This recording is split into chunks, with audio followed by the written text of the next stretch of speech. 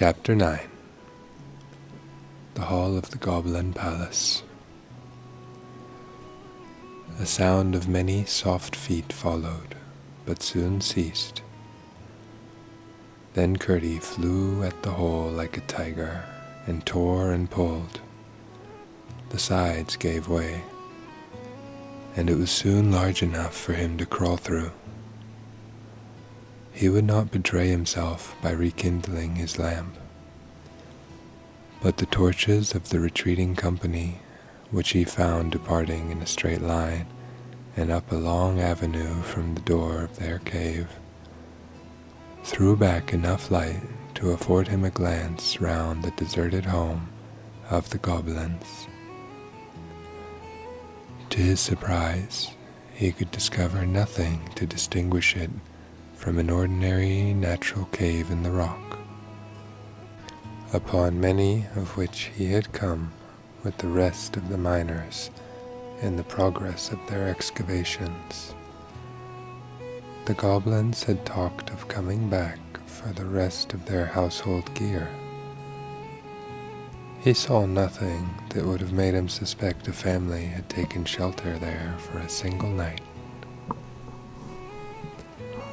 The floor was rough and stony, the walls full of projecting corners, the roof in one place 20 feet high, in another endangering his forehead, while on one side a stream, no thicker than a needle, it is true, but still sufficient to spread a wide dampness over the wall, flowed down the face of the rock. But the troop in front of him was toiling under heavy burdens. He could distinguish Helfer now and then, in the flickering light and shade, with his heavy chest on his bending shoulders, while the second brother was almost buried in what looked like a great feather bed. Where do they get feathers? Thought Curdie. But in a moment the troop disappeared at a turn of the way, and it was now both safe and necessary for Curdie to follow them, lest they should be round the next turning before he saw them again, for so he might lose them altogether. He darted after them like a greyhound. When he reached the corner and looked cautiously round, he saw them again at some distance down another long passage.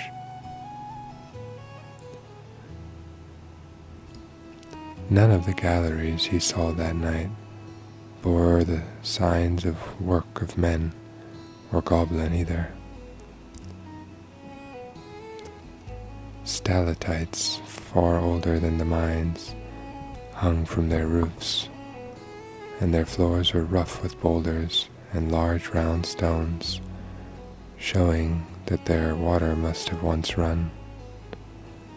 He waited again at this corner till they had disappeared round the next, and so followed them a long way through one passage after another. The passages grew more and more lofty, and were more and more covered in the roof with shining stalactites. It was a strange enough procession which he followed, but the strangest part of it was the household animals which crowded around the feet of the goblins. It was true they had no wild animals down there, at least they did not know of any, but they had a wonderful number of tame ones. I must, however, reserve any contributions toward the natural history of these for a later position in my story. At length, turning a corner too abruptly, he had almost rushed into the middle of the goblin family, for there they had already set down all of their burdens on the floor of the cave, considerably larger than that which they had left. They were as yet too breathless to speak, else he would have had warning of their arrest. He started back, however, before anyone saw him, and retreating a good way, stood watching till a father should come out to go to the palace.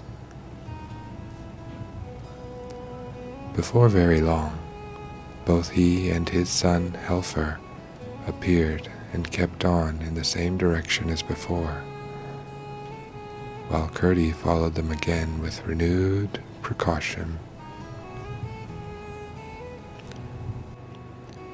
For a long time, he heard no sound except something like the rush of a river inside the rock. But at length, what seemed the far-off noise of a great shouting reached his ears, which, however, presently ceased. After advancing a good way further, he thought he heard a single voice. It sounded clearer and clearer as he went on, until at last he could almost distinguish the words. In a moment or two, keeping after the goblins round another corner, he once more started back, this time in amazement.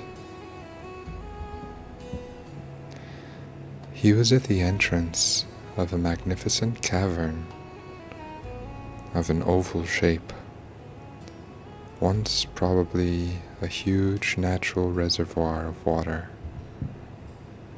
now the great palace hall of the goblins.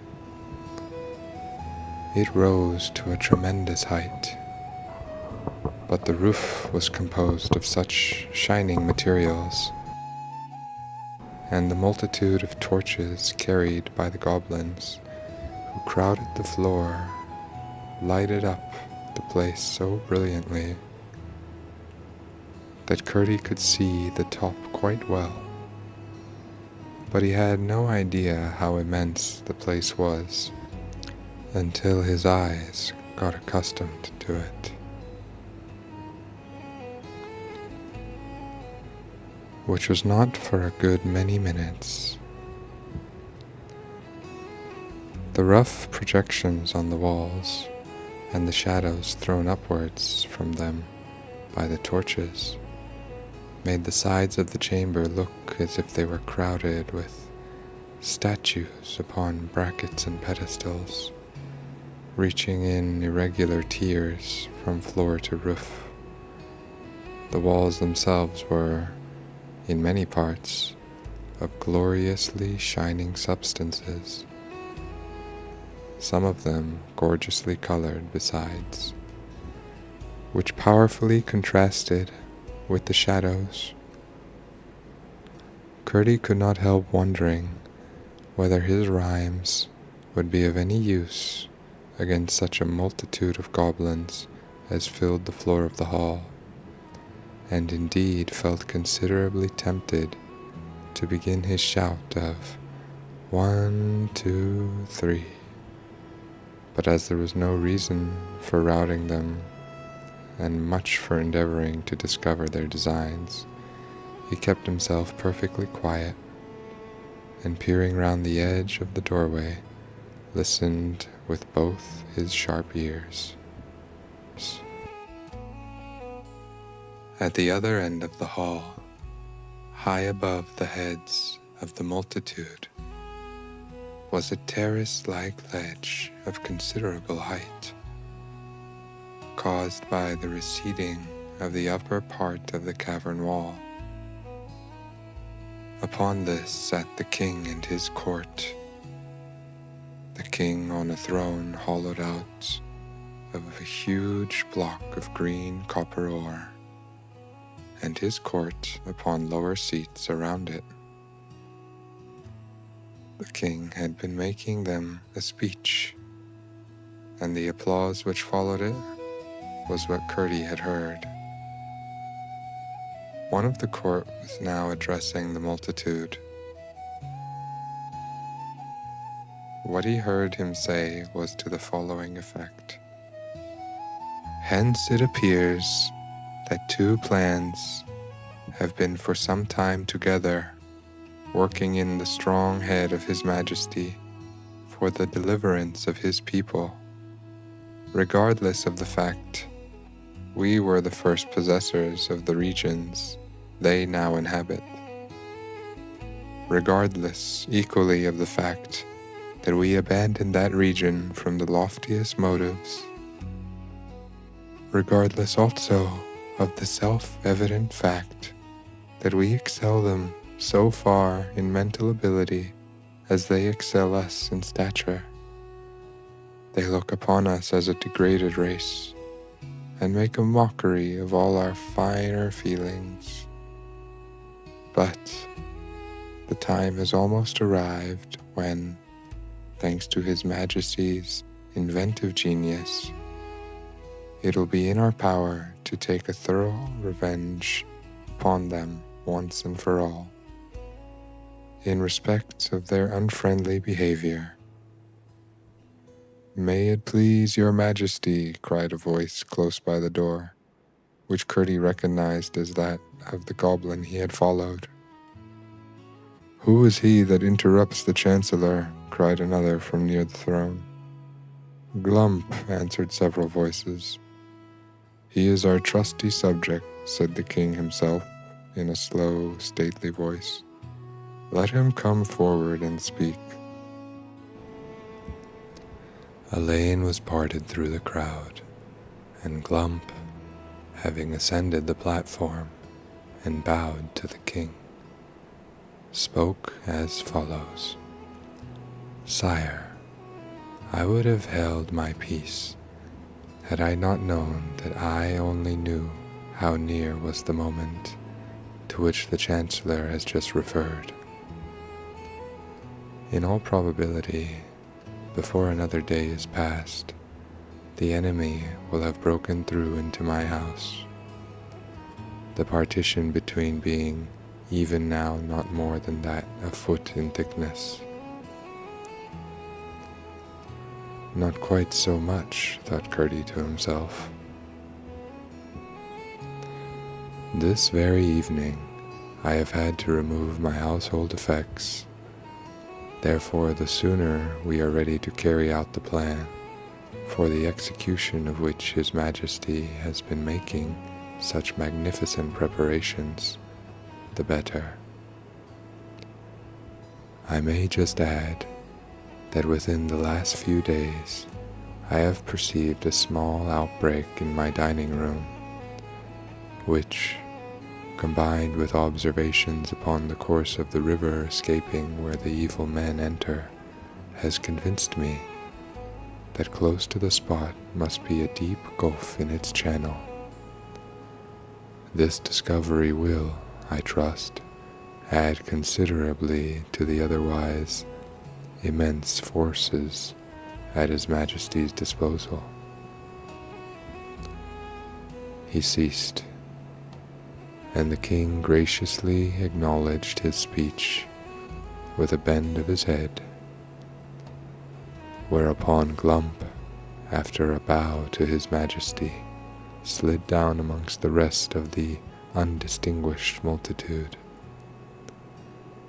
Then the Chancellor rose and resumed. "The information which the worthy Glump has given us," he said, "might have been considerable important at the present moment, but for that of the other design already referred to, which naturally takes precedence. His Majesty, unwilling to proceed to extremities, and well aware that such measures sooner or later result in violent reactions, has excogitated a more fundamental and comprehensive measure, of which I need say no more.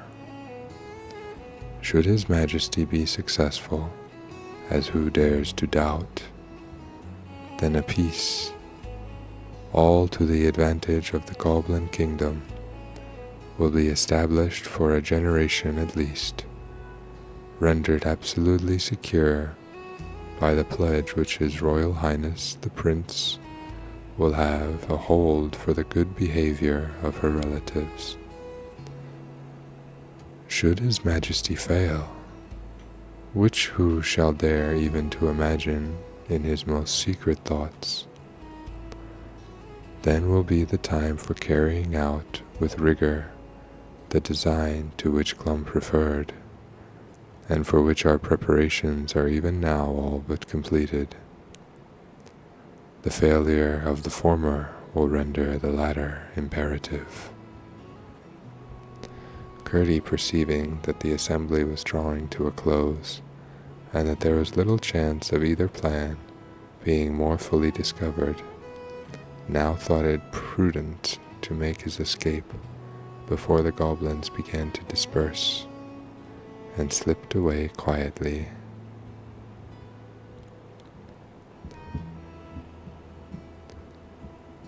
There was not much danger of meeting any goblins, for all the men at least were left behind him in the palace.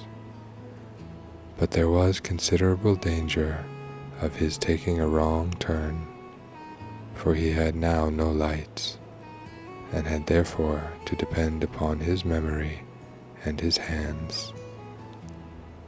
After he had left behind him the glow that issued from the door of Glum's new abode, he was utterly without guide, so far as his eyes were concerned.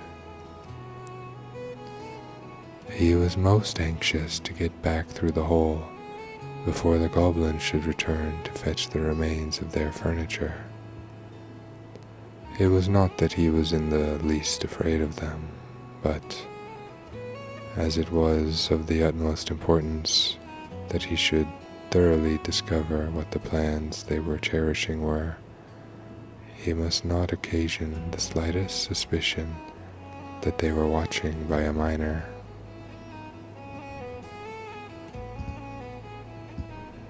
He must not occasion the slightest suspicion that they were watched by a miner. He hurried on, feeling his way along the walls of the rock. He had not been very courageous. He must have been very anxious, for he could not but know that if he lost his way, it would be the most difficult thing in the world to find it again. Morning would bring no light into these regions, and towards him, least of all, who was known as a special rhymester and persecutor, could goblins be expected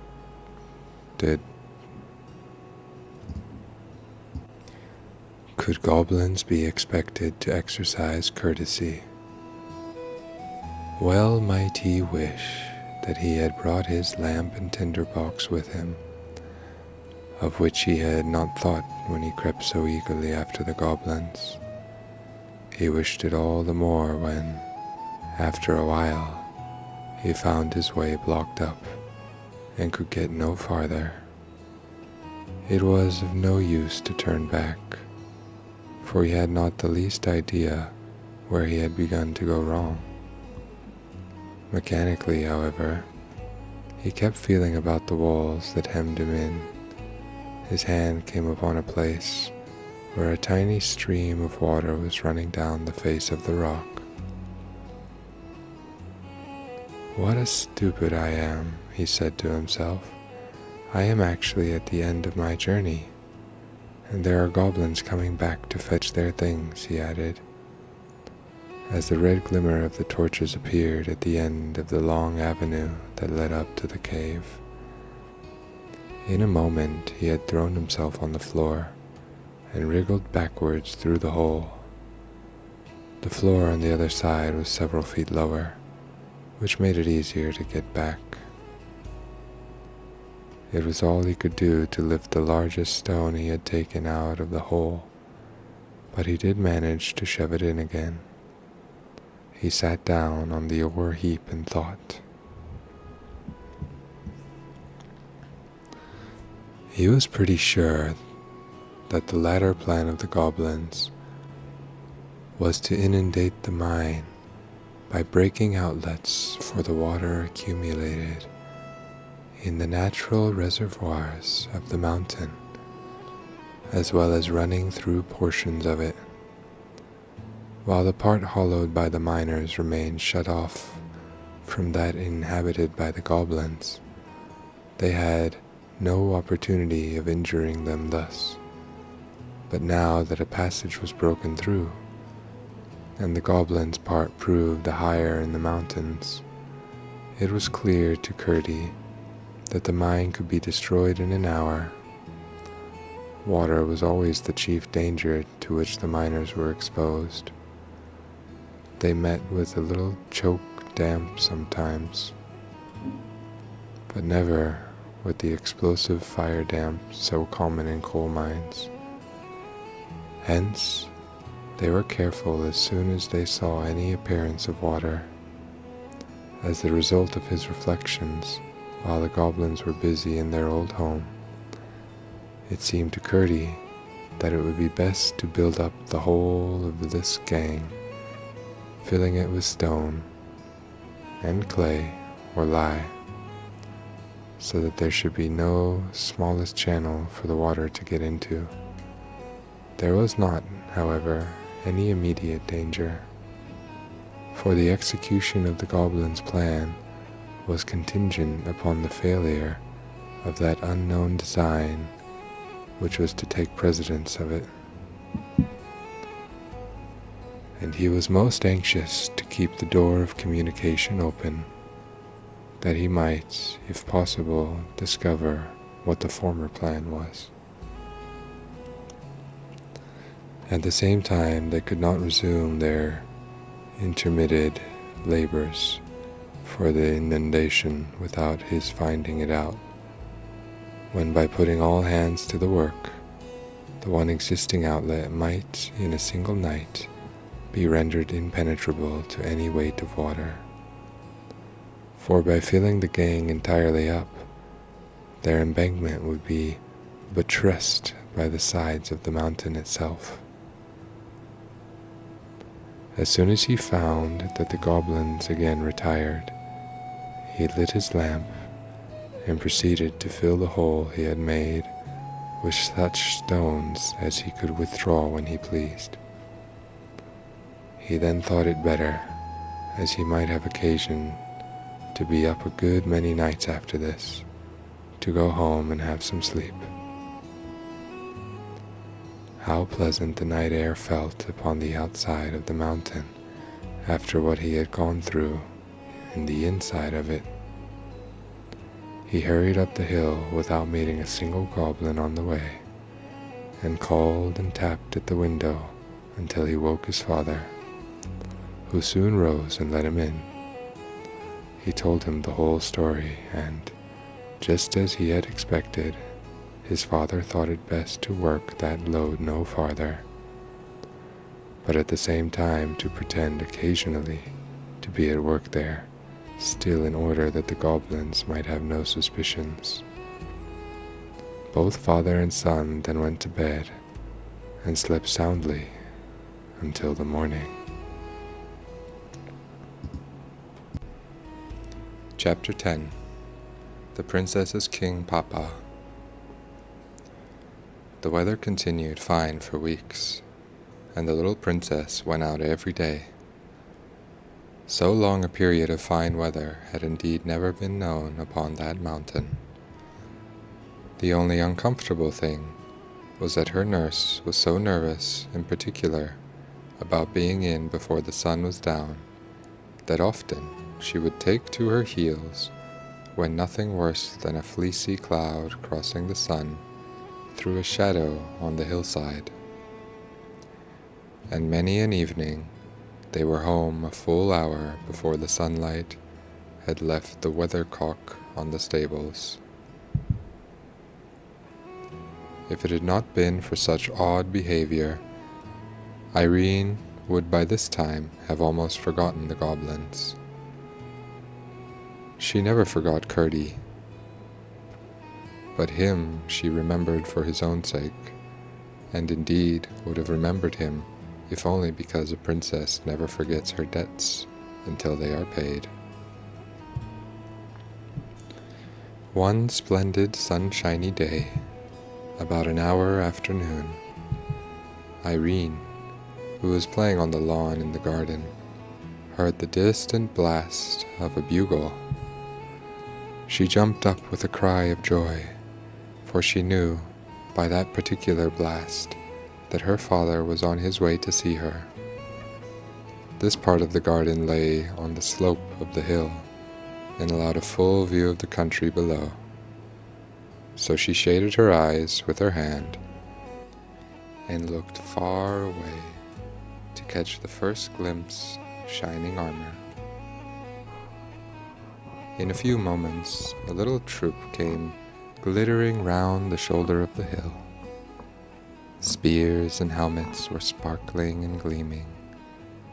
Banners were flying, horses prancing, and again came the bugle blast, which was to her like the voice of her father calling across the distance, "Irene, I'm coming." On and on they came until she could clearly distinguish the king. He rode a white horse and was taller than any of the men with him. He wore a narrow circle of gold set with jewels around his helmet, and as he came still nearer, Irene could discern the flashing of the stones in the sun.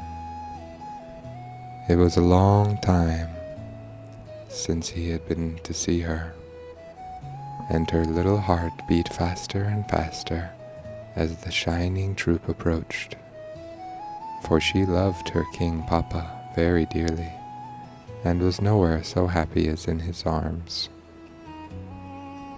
When they reached a certain point, after which she could see them no more from the garden, she ran to the gate, and there stood till up they came, clanging and stamping, with one more bright bugle blast which said, "Irene, I am come." By this time, the people of the house were all gathered at the gate, but Irene stood alone in front of them. When the horsemen pulled up, she ran to the side of the white horse and held up her arms. The king stopped and took her hands. In an instant, she was on the saddle and clasped in his great strong arms. I wish I could describe the king so that you could see him in your mind. He had gentle blue eyes, but a nose that made him look like an eagle. A long dark beard, streaked with silvery lines, flowed from his mouth almost to his waist, and as Irene sat on the saddle and hid her glad face upon his bosom, it mingled with the golden hair which her mother had given her, and the two together were like a cloud with streaks of the sun woven through it. After he had held her to his heart for a minute, he spoke to his white horse, and the great, beautiful creature, which had been prancing so proudly a little while before, walked as gently as a lady, for he knew he had a little lady on his back, through the gate and up to the door of the house. Then the king set her on the ground and, dismounting, took her hand and walked with her into the great hall, which was hardly ever entered except when he came to see his little princess. There he sat down with two of his counselors who had accompanied him to have some refreshment, and Irene sat on his right side and drank her milk out of a wooden bowl curiously carved.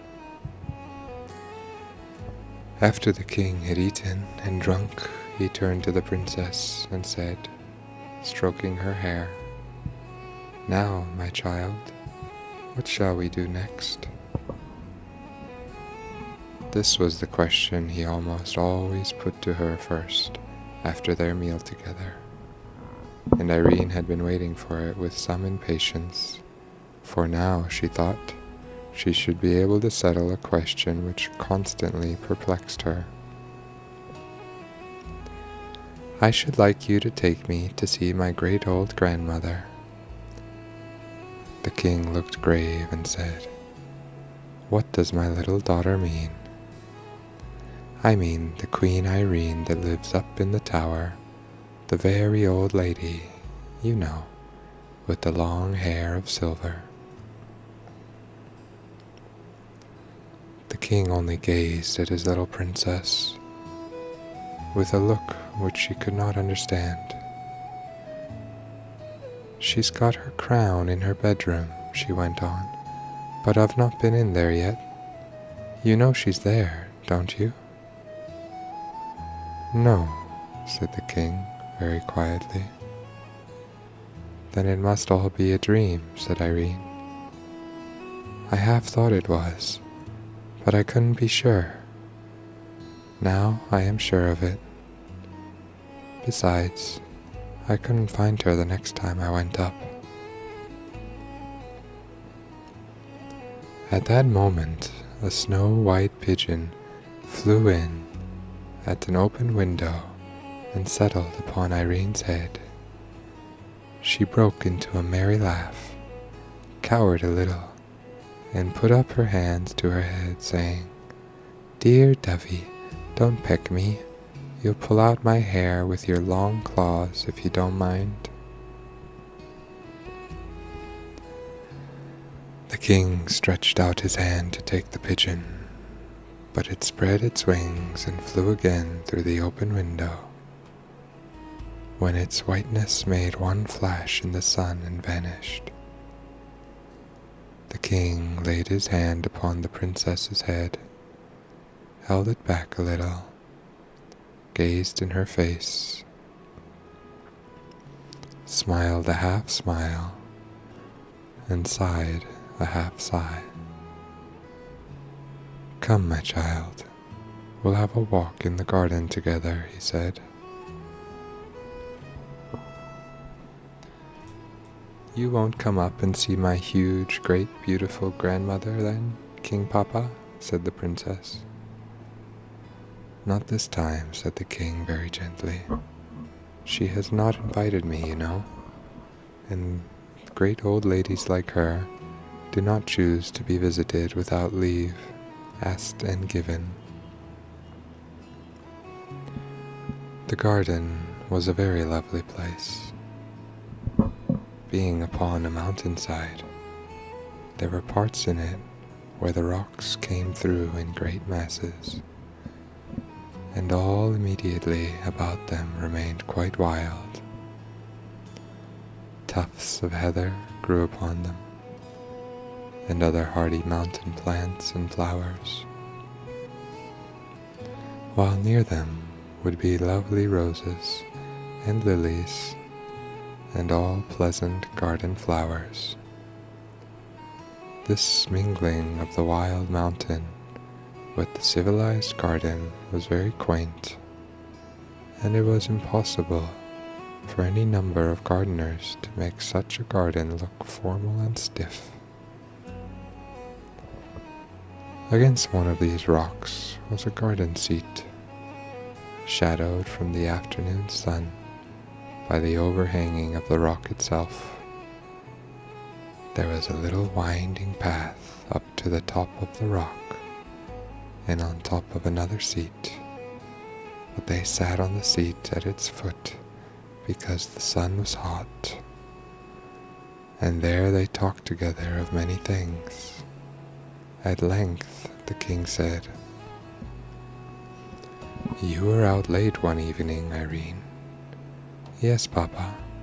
It was my fault, and Luti was very sorry."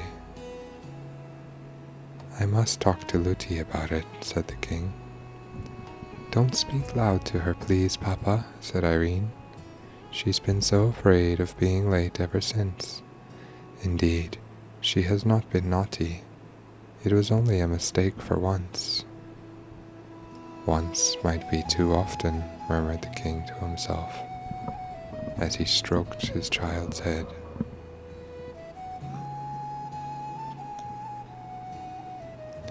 I can't tell you how he had come to know. I am sure Curdie had not told him. Someone about the palace must have seen them after all. He sat for a good while thinking. There was no sound to be heard except that of a little stream which ran merrily out of an opening in the rock by where they sat, and sped away down the hill through the garden. Then he rose and, leaving Irene where she was, went into the house and sent for Lootie, with whom he had a talk that made her cry. When in the evening he rode away upon his great white horse, he left 6 of his attendants behind him, with orders that 3 of them should watch outside the house every night, walking round and round it from sunset to sunrise. It was clear he was not quite comfortable about the princess.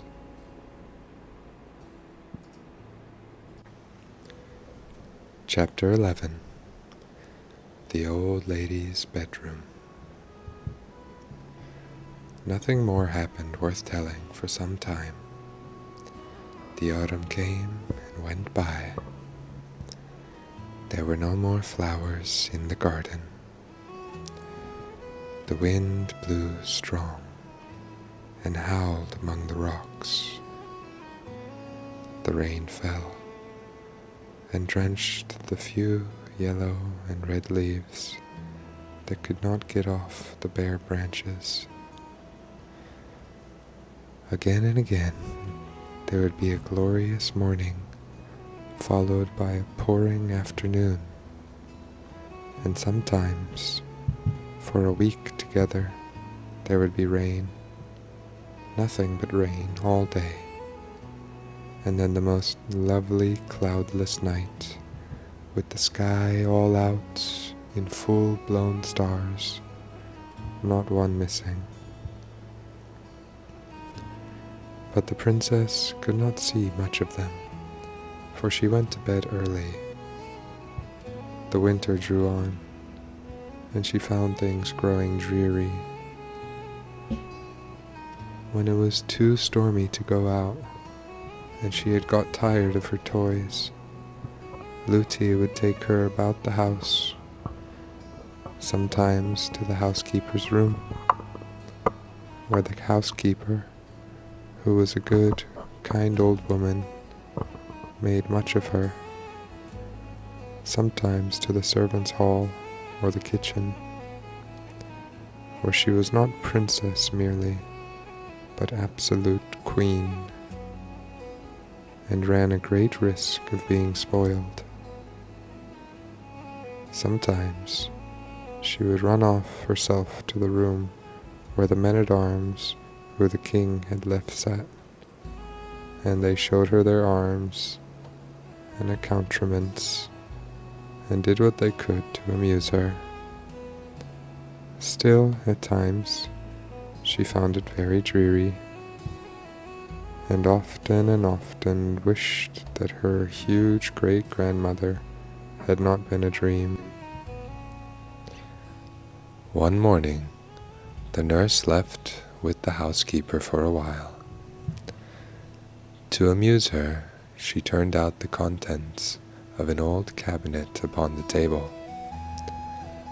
The little princess found her treasures, queer ancient ornaments, and many things of use of which she could not imagine, far more interesting than her own toys, and sat playing with them for 2 hours or more. But at length, in handling a curious old-fashioned brooch, She ran the pin of it into her thumb and gave a little scream with the sharpness of the pain, but would have thought little more of it had not the pain increased and her thumb began to swell. This alarmed the little housekeeper greatly. The nurse was fetched. The doctor was sent for. Her hand was poulticed, and long before her usual time she was put to bed. The pain still continued, and although she fell asleep and dreamed a good many dreams, there was the pain always in every dream. At last it woke her up. The moon was shining brightly into the room. The poultice had fallen off her hand and was burning hot. She fancied if she could hold it into the moonlight that it would cool. So she got out of bed without waking the nurse, who lay at the other end of the room, and went to the window. When she looked out, she saw one of the men-at-arms walking in the garden with the moonlight glancing off his armor. She was just going to tap on the window and call him, for she wanted to tell him all about it, when she bethought herself that that might wake Luti, and she would put her in her bed again. So she resolved to go to the window of another room and call him from there. It was so much nicer to have somebody to talk to than to lie awake in bed with the burning pain in her hand. She opened the door very gently and went through the nursery, which did not look into the garden, to go to the other window. But when she came to the foot of the old staircase, there was the moon shining down from some window high up, and making the worm-eaten oak look very strange and delicate and lovely. In a moment, she was putting her little feet one after the other in the silvery path up the stair. Looking behind as she went to see the shadow they made in the middle of the silver. Some little girls would have been afraid to find themselves thus alone in the middle of the night, but Irene was a princess. As she went slowly up the stair, not quite sure that she was not dreaming, suddenly a great longing woke up in her heart to try once more whether she could not find the old lady with the silvery hair. If she is a dream, she said to herself, then I am likelier to find her if I am dreaming. So up and up she went, stair after stair, until she came to the many rooms, all just as she had seen them before.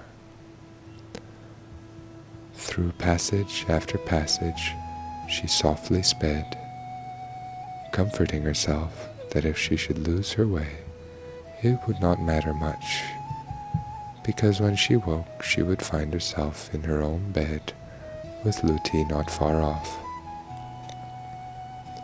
But, as if she had known every step of the way, she walked straight to the door at the foot of the narrow stair that led to the tower. What if I should reality find my beautiful old grandmother up there, she said to herself as she crept up the steep steps. When she reached the top, she stood a moment listening in the dark, for there was no moon there. Yes, it was. It was the hum of the spinning wheel. What a diligent grandmother to work both day and night. She tapped gently at the door. "Come in, Irene," said the sweet voice. The princess opened the door and entered. There was the moonlight streaming in at the window, and in the middle of the moonlight sat the old lady in her black dress with the white lace, and her silvery hair mingling with the moonlight, so that you could not have told which was which. "Come in, Irene," she said again. "Can you tell me what I am spinning?" "She speaks," thought Irene, just as if she had seen me 5 minutes ago, or yesterday at the farthest. "No," she answered. "I don't know what you are spinning. Please, I thought you were a dream. Why couldn't I find you before, great-great-grandmother?" "That you are hardly old enough to understand. But you would have found me sooner if you hadn't come to think I was a dream. I will give you one reason, though, why you couldn't find me. I didn't want you to find me." "Why, please?" "Because I did not want Luti to know I was here." "But you told me to tell Luti." "Yes, but I knew Luti would not believe you. If she were to see me spinning here, she wouldn't believe me either." "Why?" "Because she couldn't. She would rub her eyes and go away and say she felt queer and forget half of it and more, and then say it had all been a dream." "Just like me," said Irene, feeling very much ashamed of herself. "Yes, a good deal like you, but not just like you, for you've come again, and Luti wouldn't have come again. She would have said, no, she had enough of such nonsense." "Is it naughty of Luti, then?" "It would be naughty of you. I've never done anything for Luti." "And you did wash my face and hands for me," said Irene, beginning to cry. The old lady smiled a sweet smile and said, "I'm not vexed with you, my child, nor with Luti either. But I don't want you to say anything more to Luti about me. If she should ask you, you must just be silent. But I do not think she will ask you." All the time they talked, the old lady kept spinning. "You haven't told me yet what I am spinning," she said. "Because I don't know. It's very pretty stuff." It was indeed very pretty stuff. There was a good bunch of it on the distaff attached to the spinning wheel, and in the moonlight it shone like, what shall I say it was like? It was not white enough for silver. Yes, it was like silver, but shone gray rather than white, and glittered only a little. And the thread the old lady drew out from it was so fine that Irene could hardly see it. "I am spinning this for you, my child." "For me? What am I to do with it, please?" "I will tell you by and by. But first, I will tell you what it is. It's a spider web of a particular kind. My pigeons bring it me from over the great sea. There is only one forest where the spiders live who make this particular kind, the finest and strongest of any. I have nearly finished my present job. What is on the rock now will be enough. I have a week's work there yet, though," she added, looking at the bunch. "Do you work all day and all night, too, great-great-great-great-grandmother?" said the princess, thinking to be very polite with so many greats. "I am not quite so great as all that," she answered, smiling almost merrily. "If you call me grandmother, that will do." "No, I don't work every night, only moonlit nights, and then no longer than the moon shines upon my wheel. I shan't work much longer tonight." "And what will you do next, grandmother?" "Go to bed.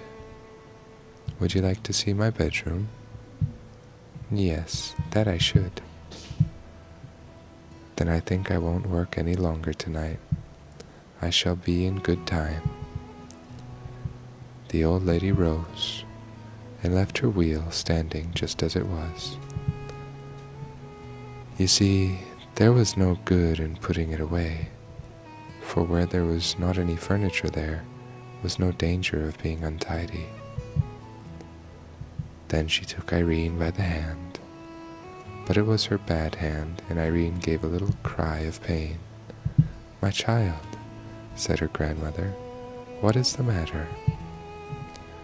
Irene held her hand into the moonlight, that the old lady might see it, and told her all about it, at which she looked grave, but she only said, "Give me your other hand," and, having led her upon the little dark landing, opened the door on the opposite side of it.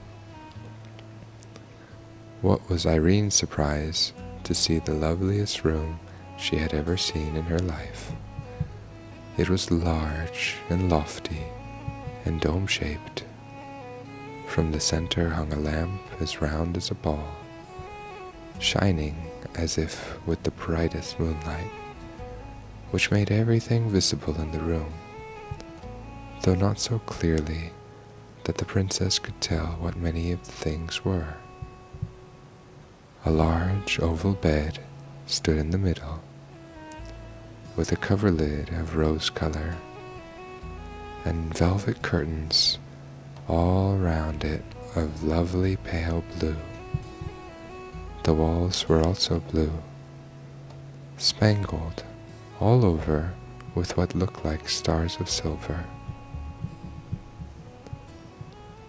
The old lady left her and, going to the strange-looking cabinet, opened it and took out a curious silver casket.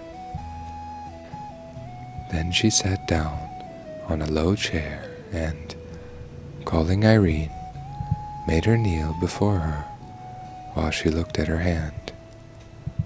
Having examined it, she opened the casket and took from it a little ointment. The sweetest odor filled the room, like that of roses and lilies.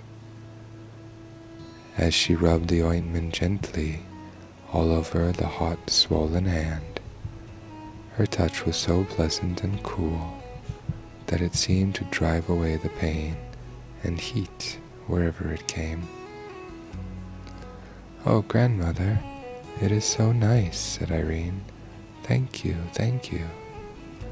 The old lady went to the chest of drawers and took out a large handkerchief of gossamer-like cambric, which she tied around her hand. "I don't think I can let you go away tonight," she said. "Would you like to sleep with me?" "Oh, yes, yes, dear grandmother," said Irene, and would have clapped her hands, forgetting that she could not. "You won't be afraid, then, to go to bed with such an old woman?"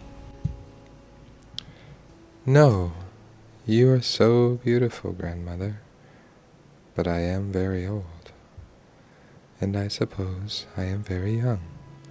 You won't mind sleeping with such a very young woman, grandmother?" "You sweet little princess," said the old lady, and drew her towards her and kissed her on the forehead and the cheek and the mouth. Then it got a large silver basin, and having poured some water into it and made Irene sit on the chair and washed her feet. This done, she was ready for bed, and oh, what a delicious bed it was, into which her grandmother laid her. She hardly could have told she was lying upon anything. She felt nothing but the softness. The old lady, having gotten into her pajamas, lay down beside her. "Why don't you put out your moon?" asked the princess. "That never goes out, day or night," she answered. "In the darkest night, if any of my pigeons are out on a message, they always see my moon and know where to fly. But if somebody besides the pigeons were to see it, somebody about the house, I mean, they would come to look what it was and find you. The better for them then, said the old lady. But it does not happen about 5 times in 100 years that anyone does see it. The greater part of those who do take it for a meteor wink their eyes and forget it again. Besides, nobody could find the room except I pleased. Besides, again, I will tell you a secret. If that light were to go out, you would fancy yourself lying in a bare garret on a heap of old straw, and would not see one of the pleasant things round about you all the time. I hope it will never go out, said the princess. I hope not, but it is time we both went to sleep. Shall I take you in my arms? The little princess nestled close up to the old lady, who took her in her arms and held her close. Oh dear, this is so nice, said the princess. I didn't know anything in the world could be so comfortable. I should like to lie here forever.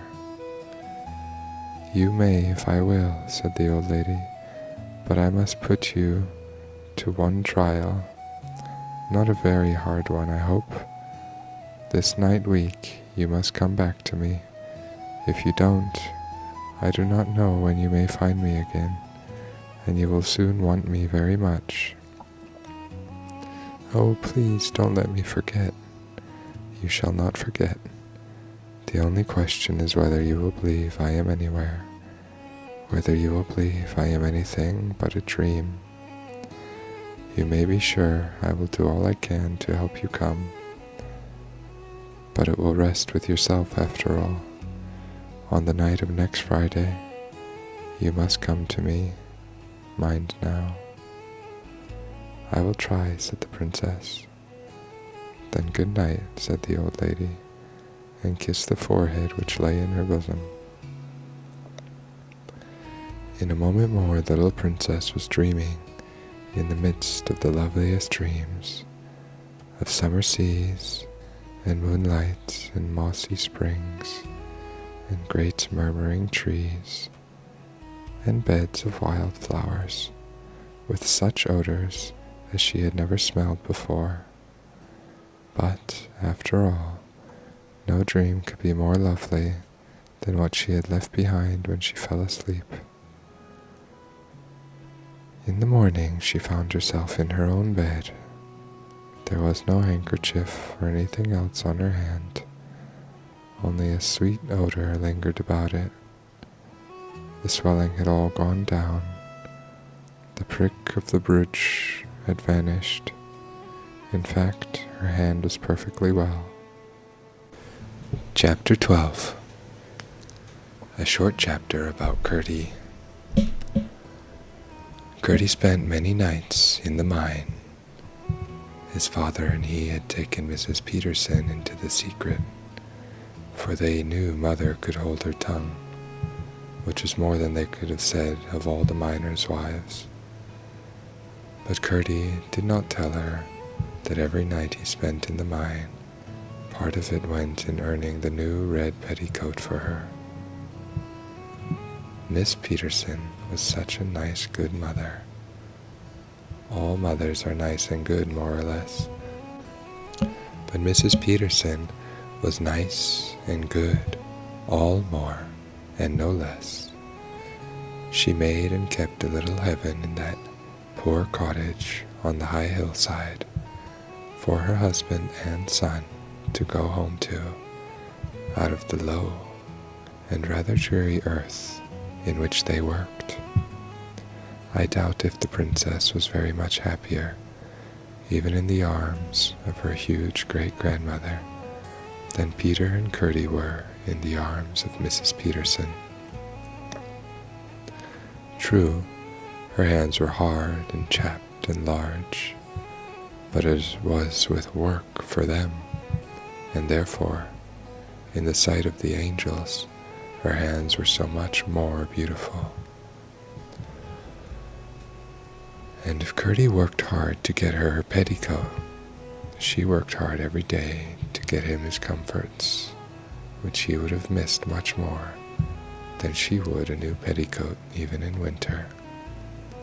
Not that she and Gertie ever thought of how much they worked for each other. That would have spoiled everything. When left alone in the mine, Gertie always worked on for an hour or two at first, following the load which, according to Glump, would lead at last into the deserted habitation. After that, he would set out on a recointering expedition in order to manage this, or rather the return from it, better than the first time. He had bought a huge ball of fine string, having learned the trick from Hoppo my Thumb, whose history his mother had often told him. Not that Hoppo my Thumb had ever used a ball of string. I should be sorry to be supposed for far out of my classics.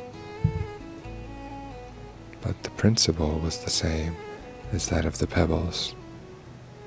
The end of this string he fastened to his pickaxe, which figured no bad anchor, and then, with the ball in his hand, unrolling it as he went, set out in the dark through the natural gangs of the Goblin's territory.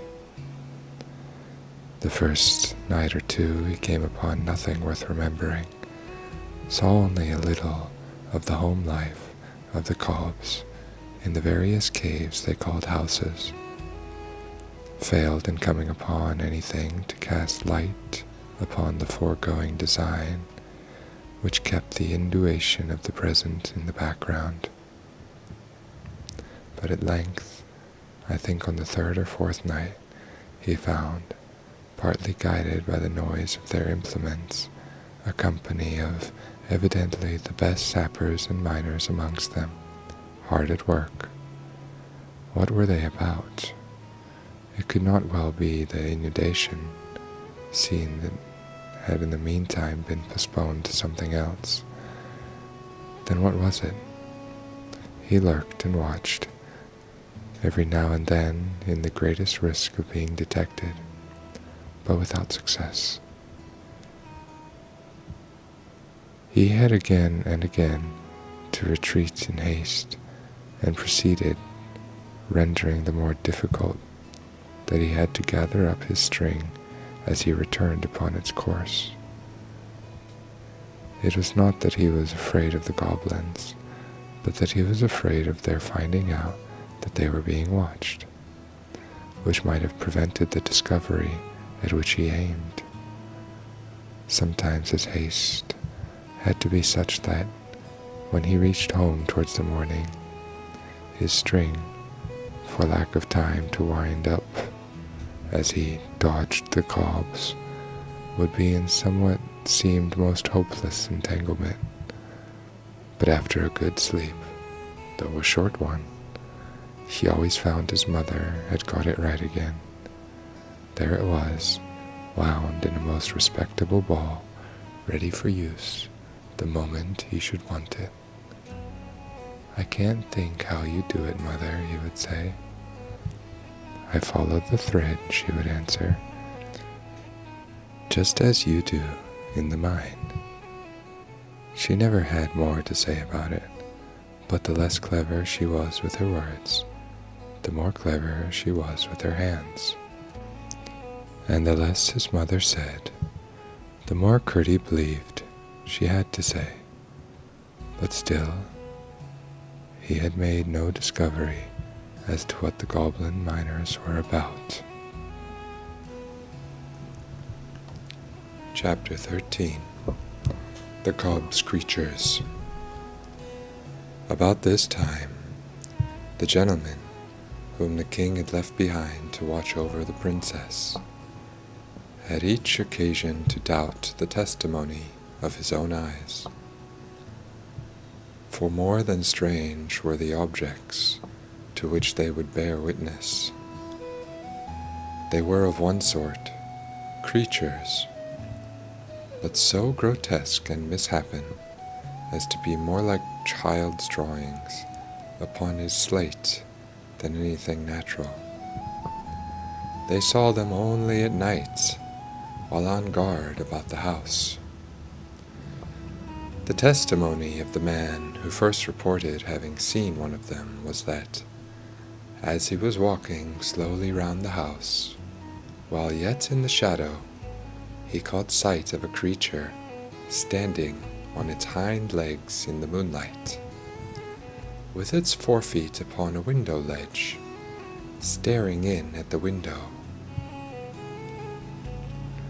Its body might have been that of a dog or wolf, he thought, but he declared on his honor that his head was twice the size it ought to have been for the size of his body, and as round as a ball, while the face, which it turned upon him as it fled, was more like one carved by a boy upon the turnip inside which he is going to put a candle than anything else he could think of. It rushed into the garden. He sent an arrow after it, and thought he must have struck it, for it gave an unearthly howl, and he could not find his arrow any more than the beast, although he searched all about the palace where it vanished. They laughed at him until he was driven to hold his tongue, and said he must have taken too long a pull at the ale jug. But before 2 nights were over, he had one to side with him, for he, too, had seen something strange, only quite different from that reported by the other. The description the second man gave of the creature he had seen was yet more grotesque and unlikely. They were both laughed at first by the rest, but night after night another came over to their side, until at last there was only one left to laugh at all his companions. 2 nights more passed, and he saw nothing. But on the third, he came rushing from the garden to the other 2 before the house, in such an agitation that they declared, for it was their turn now, that the band on his helmet was cracking under his chin with the rising of his hair inside it. Running with him into that part of the garden which I have already described, they saw a score of creatures, to not one of which they could give a name, and not one of which was like another, hideous and ludicrous at once, gambolling in the lawn of the moonlight, the supernatural, or rather subnatural ugliness of their faces, the length of legs and necks in some, the apparent absence of both or either in others, made the spectators, although in one constant as to what they saw, yet doubtful, as I have said, of the evidence of their own eyes, and ears as well. For the noises they made, although not loud, were as uncouth and varied as their forms, and could be described neither as grunts, nor squeaks, nor roars, nor howls, nor barks, nor yells, nor screams, nor croaks, nor hisses, nor mews, nor shrieks, but only as something like all of them mingled in one horrible dissonance. Keeping in the shade, the watchers had a few moments to recover themselves before the hideous assembly suspected their presence. But all at once, as if by common consent, they scampered off in the direction of a great rock, and vanished before the men had come to themselves sufficiently to think of following them. My readers will suspect what these were, but I will now give them full information concerning them. They were, of course, household animals belonging to the goblins, whose ancestors had taken their ancestors many centuries before from the upper regions of light into the lower regions of darkness.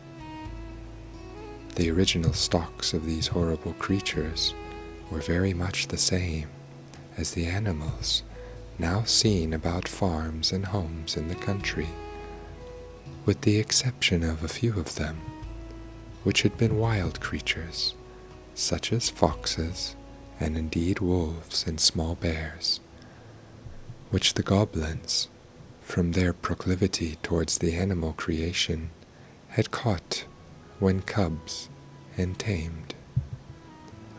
But in the course of time, all had undergone even greater changes than had passed upon their owners. They had altered, that is, their descendants had altered, into such creatures as I have not attempted to describe except in the vaguest manner. The various parts of their bodies assuming, in an apparently arbitrary and self-willed manner, the most abnormal developments. Indeed, so little did any distinct type predominate in some of the bewildering results that you could only have guessed at any known animal as the original. And even then, what likeness remained would be more one of general expression than of definable confirmation. But what increased the gruesomeness tenfold was that from constant domestic, or indeed rather family association with the goblins, their countenances had grown in grotesque resemblance to the human. No one understands animals who does not see that every one of them, even amongst the fish, it may be with a dimness and vagueness infinitely remote, yet shadows the human. In the case of these, the human resemblance had greatly increased. While their owners had sunk towards them, they had risen towards their owners. But the conditions of subterranean life being equally unnatural for both, while the goblins were worse, the creatures had not improved by the approximation, and its result would have appeared far more ludicrous than consoling to the warmest lover of animal nature. I shall now explain how it was that just then these animals began to show themselves about the king's country house. The goblins, as Curdie had discovered, were mining on, at work both day and night in divisions, urging the scheme after which he lay in wait. In the course of their tunneling, they had broken into the channel of a small stream, but the break being in the top of it, no water had escaped to interfere with their work. Some of these creatures, hovering as they often did about their masters, had found the hole, and had, with the curiosity which had grown to passion from the restraints of their unnatural circumstances, proceeded to explore the channel. The stream was the same which ran out by the seat on which Irene and her king papa had sat, as I have told, and the goblin creatures found it jolly fun to get out for a romp on a smooth lawn such as they had never seen in all their poor miserable lives. But although they had partaken enough of nature of their owners to delight in annoying and alarming any of the people whom they met on the mountain, they were, of course, incapable of designs of their own, or of intentionally furthering those of their masters,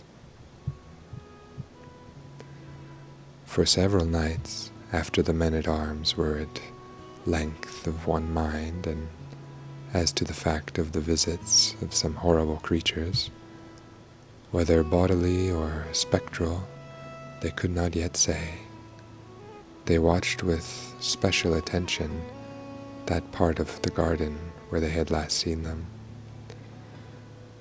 Perhaps indeed they gave in consequence too little attention to the house, but the creatures were too cunning to be easily caught, nor were the watchers quick-eyed enough to descry the head, or the keen eyes in it, which, from the opening whence the stream issued, would watch them in turn, ready, the moment they should leave the lawn, to report the place clear. Chapter 14. That Night Week. During the whole of the week, Irene had been thinking every other moment of her promise to the old lady, although even now she could not feel quite sure that she had not been dreaming. Could it really be that an old lady lived up in the top of the house, with pigeons and a spinning wheel, and a lamp that never went out? She was, however, none the less determined, on the coming Friday, to ascend the 3 stairs, walk through the passages with the many doors, and try to find the tower in which she had either seen or dreamed her grandmother. Her nurse could not help wondering what had come to the child. She would sit so thoughtfully silent, and even in the midst of a game with her would so suddenly fall into a dreamy mood. But Irene took care to betray nothing, whatever efforts Lucy might make to get at her thoughts. And Lucy had to say to herself, what an odd child she is, and give up. At length, the longed-for Friday arrived, and lest Lucy should be moved to watch her, Irene endeavored to keep herself as quiet as possible. In the afternoon she asked for her doll's house, and went on arranging and rearranging the various rooms and their inhabitants for a whole hour. Then she gave a sigh and threw herself back in her chair. One of the dolls would not sit, and another would not stand, and they were all very tiresome. Indeed, there was one would not even lie down, which was too bad. But it was now getting dark, and the darker it got, the more excited Irene became, and the more she felt it necessary to be composed. "I see you want your tea, Princess," said the nurse. "I'll go and get it. The room feels close. I'll open the window a little. The evening is mild, it won't hurt you." "There's no fear of that, Lucy," said Irene, wishing she had put off going for the tea till it was darker, when she might have made her attempt with every advantage. I fancy Lucy was longer in returning than she had intended, for when Irene, who had been lost in thought, looked up, she saw it was nearly dark, and at the same moment caught sight of a pair of eyes, bright with a green light, glowering at her through the open window. The next instant, something leaped into the room. It was like a cat, with legs as long as a horse's, Irene said, but its body no bigger, and its legs no thicker than those of a cat. She was too frightened to cry out, but not too frightened to jump from her chair and run from the room.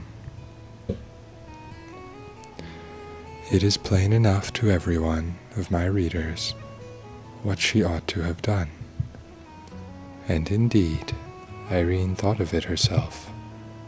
But when she came to the foot of the old stair, just outside the nursery door, she imagined the creature running up those long ascents after her, and pursuing her through the dark passages which, after all, might lead to no tower. The thought was too much. Her heart failed her, and, turning from the stair, she rushed along to the hall, whence finding the front door open, she darted into the court, pursued, at least she thought so, by the creature.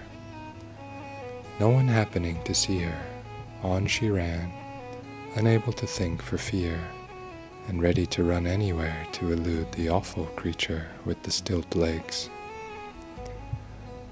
Not daring to look behind her, she rushed straight out of the gate and up the mountain. It was foolish indeed, thus to run farther and farther from all who could help her, as if she had been seeking a fit spot for the goblin creature to eat her in leisure. But that is the way fear serves us. It always sides with the thing we are afraid of. The princess was soon out of breath with running uphill, but she ran on, for she fancied the horrible creature just behind her, forgetting that, had it been after her, such long legs as those must have overtaken her long ago. At last she could no longer run, and fell, unable even to scream, by the roadside, where she lay for some time half dead with terror. But finding nothing lay hold of her, and her breath beginning to come back, she ventured at length to get half up and peer anxiously about her. It was now so dark she could see nothing. Not a single star was out. She could not even tell in what direction the house lay, and between her and home she fancied the dreadful creature lying ready to pounce upon her. She saw now that she ought to have run up the stairs at once. It was well she did not scream, for, although very few goblins had come out for weeks, a stray idler or two might have hurt her. She sat down upon a stone, and nobody but one who had done something wrong could have been more miserable. She had quite forgotten her promise to visit her grandmother. A raindrop fell on her face. She looked up, and for a moment her terror was lost in astonishment. At first she thought the rising moon had left her place and drawn nigh to see what could be the matter with the little girl sitting alone, without hat or cloak, on the dark bare mountain. But she soon saw she was mistaken, for there was no light on the ground at her feet, and no shadow anywhere, but a great silver globe was hanging in the air, and as she gazed at the lovely thing, her courage revived. If she were but indoors again, she would fear nothing, not even the terrible creature with the long legs. But how was she to find her way back? What could that light be? Could it be? No, it couldn't. But what if it should be? Yes, it must be her great-great-grandmother's lamp, which guided her pigeons home through the darkest night. She jumped up. She had but to keep that light in view, and she must find the house. Her heart grew strong. Speedily yet softly, she walked down the hill, hoping to pass the watching creature unseen. Dark as it was, there was little danger now of choosing the wrong road. And, which was most strange, the light that filled her eyes from the lamp, instead of blinding them for a moment to the object upon which they next fell, enabled her for a moment to see it, despite the darkness. By looking at the lamp and then dropping her eyes, she could see the road for a yard or two in front of her, and this saved her from several falls, for the road is very rough. But all at once, to her dismay, it vanished, and the terror of the beast, which had left her the moment she began to return, again laid hold of her heart. The same instant, however, she caught the light of the windows and knew exactly where she was. It was too dark to run, but she made what haste she could and reached the gate in safety. She found the house door still open, ran through the hall, and, without even looking into the nursery, bounded straight up the stair, and the next, and the next. Then, turning to the right, ran through the long avenue of silent rooms, and found her way at once to the door at the foot of the tower stair. When first the nurse missed her, she fancied she was playing her a trick, and for some time took no trouble about her. But at last, getting frightened, she had begun to search, and when the princess entered, the whole household was hither and thither over the house, hunting for her. A few seconds after she reached the stair of the tower, they had even begun to search the neglected rooms, in which they would never have thought of looking had they not already searched every other place they could think of in vain. But by this time, she was knocking at the old lady's door. Chapter 15. Woven and then spun. "Come in, Irene," said the silvery voice of her grandmother. The princess opened the door and peeped in, but the room was quite dark, and there was no sound of the spinning wheel. She grew frightened once more, thinking that, although the room was there, the old lady might be a dream after all.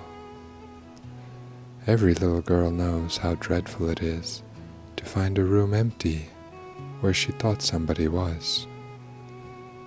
But Irene had to fancy for a moment that the person she came to find was nowhere at all. She remembered, however, that at night she spun only in the moonlight, and concluded that must be why there was no sweet, bee-like humming. The old lady might be somewhere in the darkness. Before she had time to think another thought, she heard her voice again, saying as before, "Come in, Irene." From the sound she understood at once that she was not in the room beside her. Perhaps she was in her bedroom. She turned across the passage, feeling her way to the other door. When her hand fell on the lock, again the old lady spoke. "Shut the door behind you, Irene. I always close the door of my workroom when I go to my chamber." Irene wondered to hear her voice so plainly through the door. Having shut the other, she opened it and went in. Oh, what a lovely haven to reach from the darkness and fear through which she had come. The soft light made her feel as if she were going into the heart of the milkiest pearl, while the blue walls and their silver stars for a moment perplexed her with the fancy that they were in reality the sky which she had left outside a minute ago, covered with rain clouds. "I've lit a fire for you, Irene. You're cold and wet," said her grandmother. Then Irene looked again, and saw that what she had taken for a huge bouquet of red roses on a low stand against the wall was in fact a fire which burned in the shapes of the loveliest and reddest roses, glowing gorgeously between the heads and wings of two cherubs of shining silver. And when she came nearer, she found that the smell of roses with which the room was filled came from the fire roses on the hearth. Her grandmother was dressed in the loveliest pale blue velvet, over which her hair, no longer white, but of a rich golden color, streamed like a cataract, here falling in dull gathered heaps, there rushing away in smooth shining falls, and ever as she looked, the hair seemed pouring down from her head and vanishing in a gold mist, eerie. It reached the floor. It flowed from under the edge of a circle of shining silver, set with alternated pearls and opals. On her dress was no ornament whatever, neither was there a ring on her hand, or a necklace, or corselet about her neck, but her slippers glimmered with the light of the Milky Way, for they were covered with seed, pearls, and opals in one mass. Her face was that of a woman of 23. A princess was so bewildered with astonishment and admiration that she could hardly thank her, and drew nigh with timidity, feeling dirty and uncomfortable. The lady was seated on a low chair by the side of the fire, with hands outstretched to take her, but the princess hung back with a troubled smile. "Why, what's the matter?" asked her grandmother. "You haven't been doing anything wrong. I know that by your face, though it is rather miserable. What's the matter, my dear?" And she still held out her arms. "Dear grandmother," said Irene, "I'm not so sure that I haven't done something wrong. I ought to have run up to you at once when the long-legged cat came in my window, instead of running out in the mountain and making myself such a fright. You were taken by surprise, my child, and you are not so likely to do it again. It is when people do wrong things willfully that they are more likely to do them again. Come." And still she held out her arms. "But grandmother, you're so beautiful and grand with your crown on, and I am so dirty with mud and rain. I should quite spoil your beautiful blue dress." With a merry little laugh, the lady sprang from her chair, more lightly far than Irene herself could, caught the child in her bosom, and, kissing this tear-stained face over and over, sat down with her in her lap. "Oh, grandmother, you'll make yourself such a mess," cried Irene, clinging to her. "You, darling, do you think I care more for my dress than for my little girl? Besides, look here." As she spoke, she set her down, and Irene saw, to her dismay, that the lovely dress was covered with mud, and her fall on the mountain road. But the lady stooped to the fire, and taking from it, by the stalk in her fingers, one of the burning roses, passed it once and again and a third time over the front of her dress, and when Irene looked, not a single stain was to be discovered. "There," said her grandmother, "you won't mind coming to me now." But Irene again hung back, eyeing the flaming rose, which with the lady held in her hand. "You're not afraid of the rose, are you?" she said, about to throw it on the hearth again. "Oh, don't, please," cried Irene. "Won't you hold it to my frock in my hands and my face? And I'm afraid my feet and knees want it too." "No," answered her grandmother, smiling a little sadly, as she threw the rose from her. "It is too hot for you yet. It would set your frock in a flame. Besides, I don't want to make you clean tonight. I want your nurse and the rest of the people to see you as you are, for you will have to tell them how you ran away for fear of the long-legged cat. I should like to wash you, but they would not believe you then. Do you see that bath behind you?" The princess looked and saw a large oval tub of silver, shining brightly in the light of the wonderful lamp. "Go and look into it," said the lady. Irene went, and came back very silent with her eyes shining. "What did you see?" asked her grandmother. "The sky, and the moon and the stars," she answered. "It looked as if there was no bottom to it." The lady smiled a pleased, satisfied smile, and was silent for almost a few moments. Then she said, "Any time you want a bath, come to me. I know you have a bath every morning, but sometimes you want one at night too." "Thank you, grandmother, I will indeed," answered Irene, and it was again silent for some moments, thinking.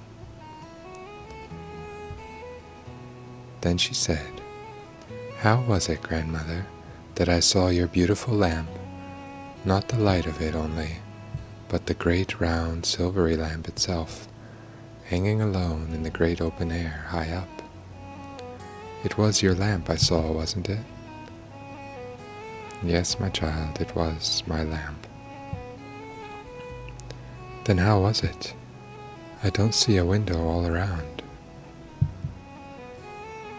"When I please, I can make the lamp shine through the walls, shine so strong that it melts them away from before the sight and shows itself as you saw it. But, as I told you, it is not everybody who can see it." "How is it that I can, then? I'm sure I don't know." "It is a gift born with you, and one day I hope everybody will have it." "But how do you make it shine through the walls?" "Ah, that you would not understand if I were to try ever so much to make you. Not yet, not yet. But," added the lady, rising, "you must sit in my chair while I get you the present I have been preparing for you. I told you my spinning was for you.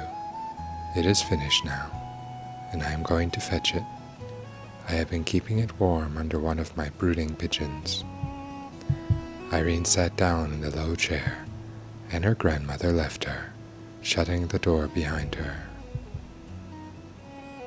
The child sat gazing now at the rose fire, now at the starry walls, and now at the silver lights, and the great quietness grew in her heart.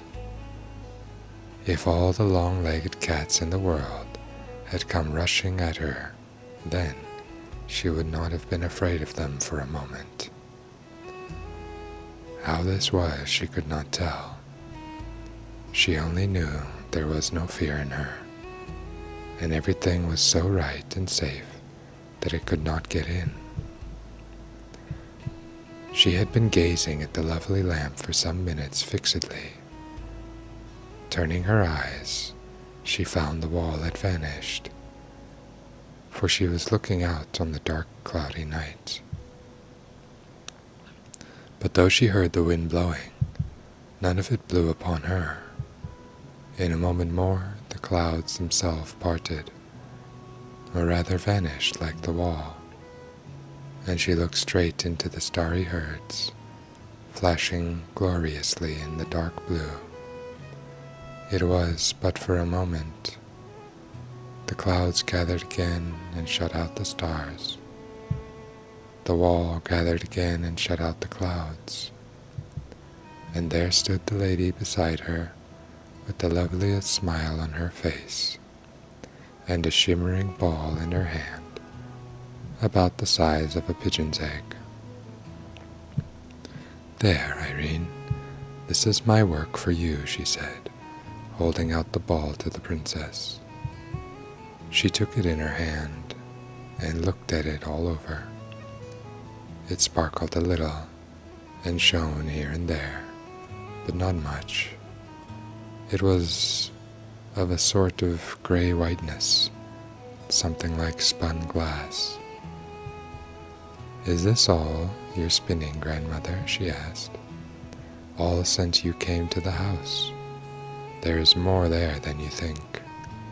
How pretty it is! What am I to do with it, please?" "That I will now explain to you," answered the lady, turning from her and going to her cabinet. She came back with a small ring in her hand. Then she took the ball from Irene's and did something with the ring. Irene could not tell what. "Give me your hand," she said. Irene held up her right hand.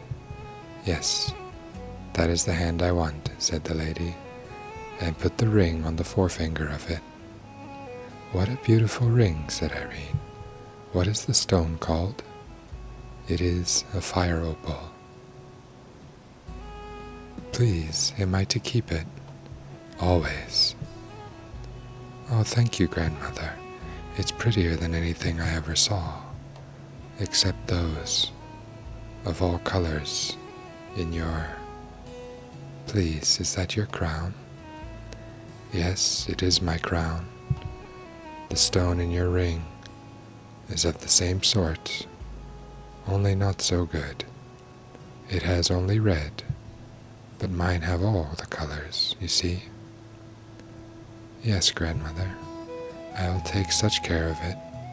But," she added, hesitating. "But what?" asked her grandmother.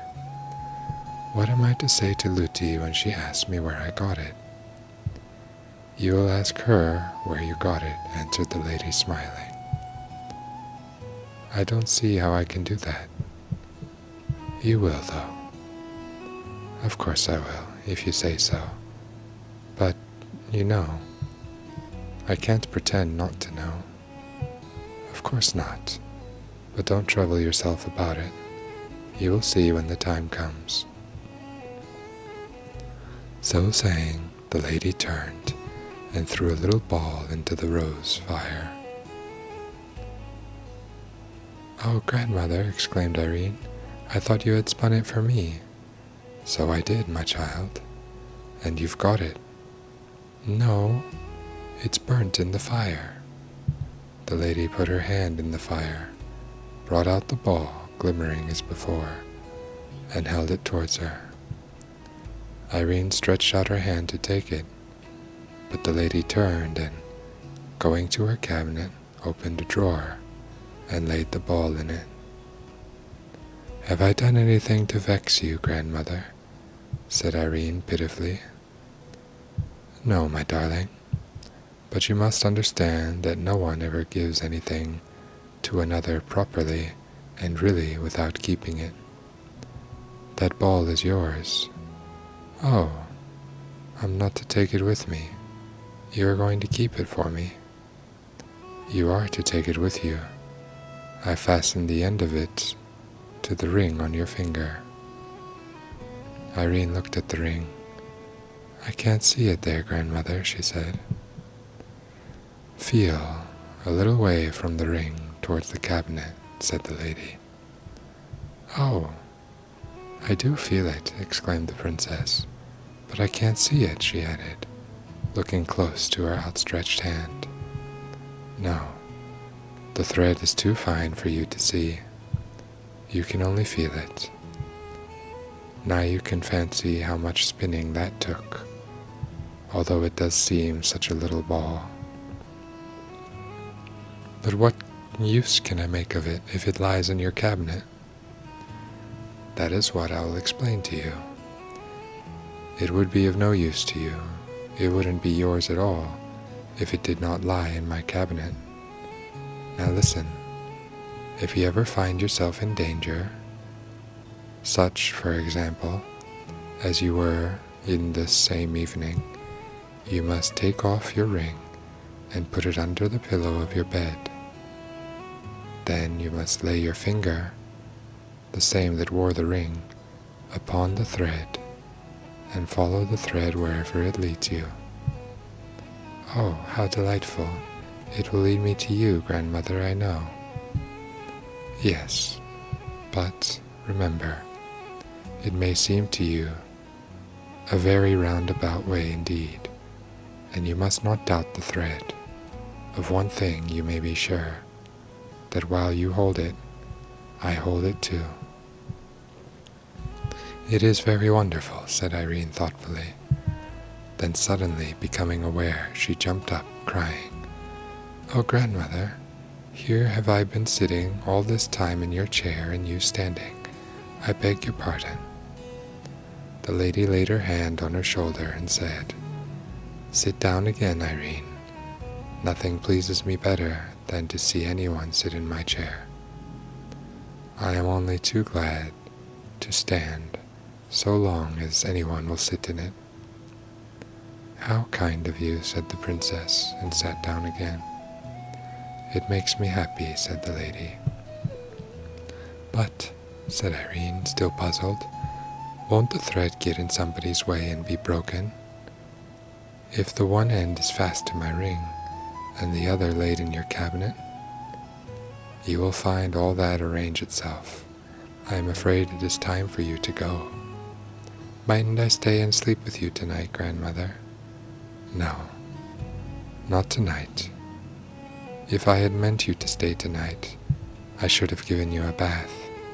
But you know everybody in the house is miserable about you, and it would be cruel to keep them up all night. You must go downstairs." "I'm so glad, grandmother, you didn't say go home, for this is my home. Mayn't I call this my home?" "You may, my child, and I trust you will always think it your home. Now come, I must take you back without anyone seeing you." "Please, I want to ask you one question more," said Irene. "Is it because you have your crown on that you look so young?" "No, child," answered her grandmother. "It is because I felt so young this evening that I put my crown on, and I thought you would like to see your old grandmother in her best." "Why do you call yourself old? You're not old, grandmother." "I am very old indeed. It is so silly of people. I don't mean you, for you are such a tiny and couldn't know better. But it is so silly of people to fancy that old age means crookedness and witheredness and feebleness, and sticks and spectacles and rheumatism and forgetfulness. It is so silly. Old age has nothing whatsoever to do with all that. The right old age means strength and beauty and mirth and courage and clear eyes and strong, painless limbs. I am older than you are able to think, and look at you, Grandma," cried Irene, jumping up and flinging her arms about her neck. "I won't be so silly again, I promise you. At least, I'm rather afraid to promise, but if I am, I promise to be sorry for it. I do. I wish I were as old as you, grandmother. I don't think you are ever afraid of anything. Not for long, at least, my child. Perhaps by the time I am 2,000 years of age, I shall indeed never be afraid of anything. But I confess, I have sometimes been afraid about my children, sometimes about you, Irene. Oh, I'm sorry, grandmother. Tonight, I suppose, you mean? Yes, a little tonight, but a good deal when you had all but made up your mind that I was a dream, and no real great-great-grandmother. You must not suppose I am blaming you for that. I dare say you could not help it. I don't know, grandmother, said the princess, beginning to cry. I can't always do myself as I should like, and I don't always try. I am very sorry anyhow. The lady stooped, lifted her in her arms, and sat down with her in her chair, holding her close to her bosom. In a few minutes the princess had sobbed herself to sleep. How long she slept I do not know. When she came to herself, she was sitting in her own high chair at the nursery stable, with her doll's house before her. Chapter 16. The Ring. The same moment her nurse came into the room, sobbing. When she saw her sitting there, she started back with a loud cry of amazement and joy. Then running to her, she caught her in her arms and covered her with kisses. My precious darling princess, where have you been? What has happened to you? We've all been crying our eyes out and searching the house from top to bottom for you. Not quite from the top, thought Irene to herself. She might have added, not quite to the bottom, perhaps, if she had known all, but the one she would not, and the other she could not say. Oh, Lootie, I've had such a dreadful adventure, she replied, and told her all about the cat with the long legs, and how she ran out upon the mountain, and came back again. But she said nothing of her grandmother, or her lamp. And there we've been searching for you all over the house for more than an hour and a half, exclaimed the nurse. But that's no matter. Now we've got you.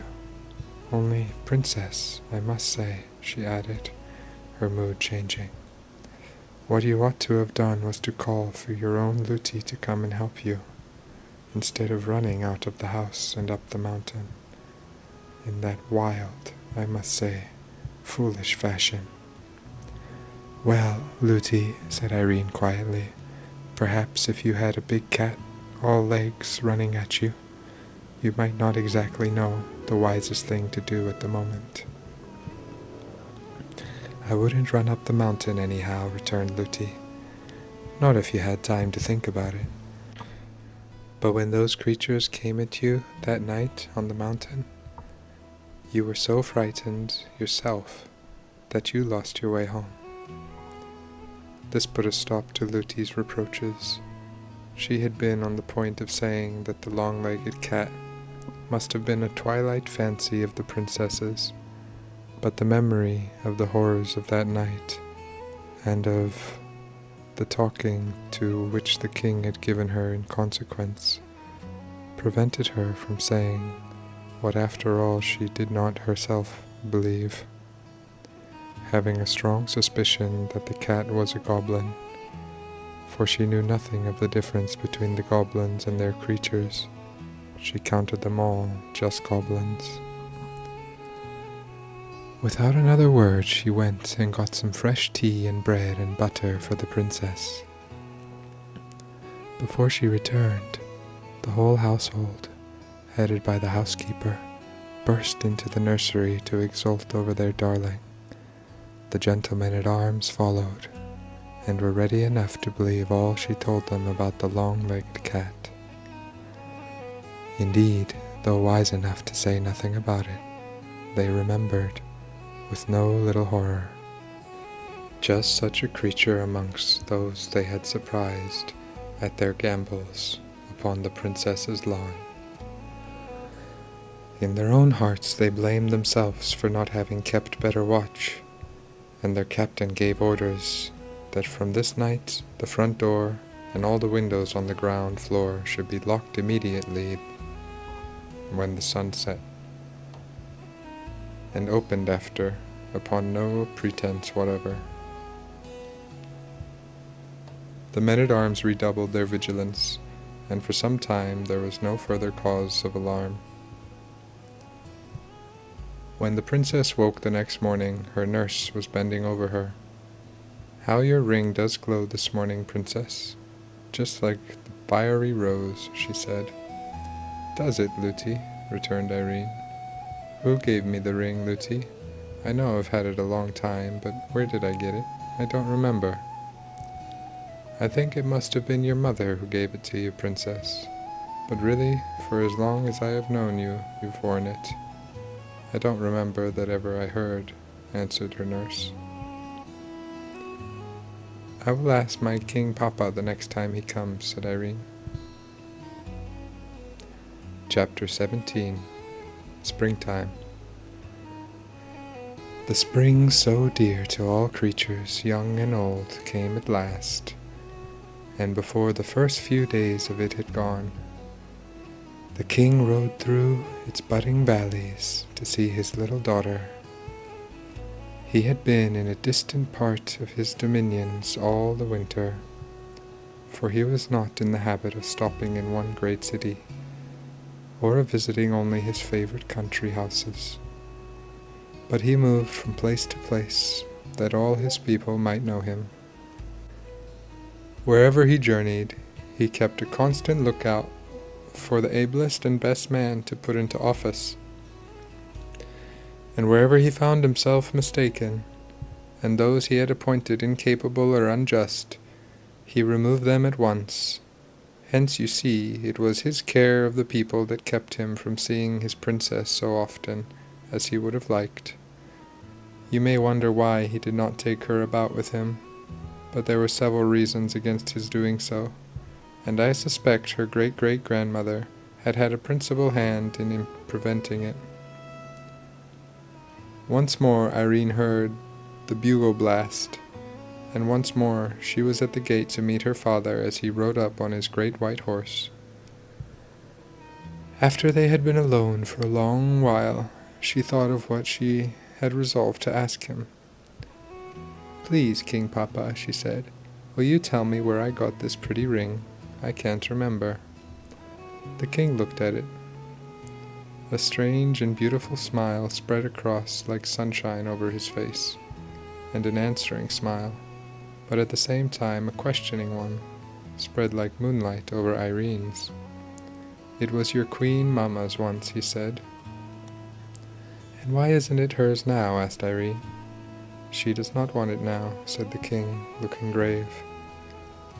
"Why doesn't she want it now?" "Because she's gone where all those rings are made." "And when shall I see her?" asked the princess. "Not for some time yet," answered the king, and the tears came into his eyes. Irene did not remember her mother, and did not know why her father looked so, and why the tears came in his eyes. But she put her arms round his neck and kissed him, and asked no more questions. The king was much disturbed on hearing the report of the gentlemen-at-arms concerning the creatures they had seen, and I presume would have taken Irene with him that very day, but for what the presence of the ring on her finger assured him of. About an hour before he left, Irene saw him go up the old stair, and he did not come down again till they were just ready to start, and she thought with herself that he had been up to see the old lady. When he went away, he left other 6 gentlemen behind him, that there might be 6 of them always on guard. And now, in the lovely spring weather, Irene was out on the mountain, the greater part of the day. In the warmer hollows there were lovely primroses, and not so many that she ever got tired of them. As often as she saw a new one opening an eye of light in the blind earth, she would clap her hands with gladness, and unlike some children I know, instead of pulling it, would touch it as tenderly as if it had been a new baby, and, having made its acquaintance, would leave it as happy as she found it. She treated the plants on which they grew like birds' nests. Every fresh flower was a new little bird to her. She would pay visits to all flower nests she knew, remembering each by itself. She would go down on her hands and knees beside one to say, "Good morning. Are you all smelling very sweet this morning? Goodbye." And then she would go to another nest and say the same. It was a favorite amusement with her. There were many flowers up and down, and she loved them all, but the primroses were her favorites. "They're not too shy, and they're not a bit forward," she would say to Luti. There were goats too about over the mountain, and when the little kids came, she was so pleased with them as the flowers. The goats belonged to the miners mostly, a few of them to Curdy's mother. But there were a good many wild ones that seemed to belong to nobody. These the goblins counted theirs, and it was upon them partly that they lived. They set snares and dug pits for them, and did not scruple to take what tame ones happened to be caught.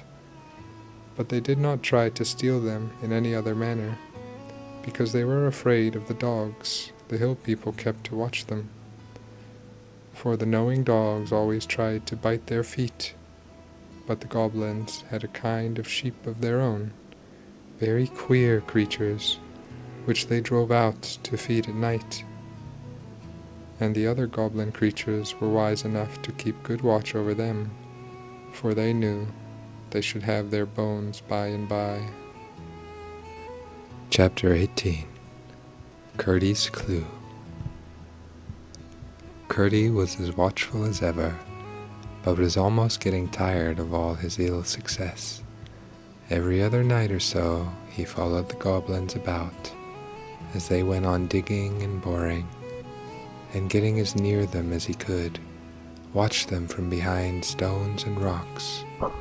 But as yet he seemed no nearer finding out what they had in view. At first, he always kept hold of the end of his string, while his pickaxe, left just outside the hole by which he entered the goblin's country from the mine, he continued to serve as an anchor and hold fast the other end. The goblins, hearing no more noise in that quarter, had ceased to apprehend an immediate invasion and kept no watch.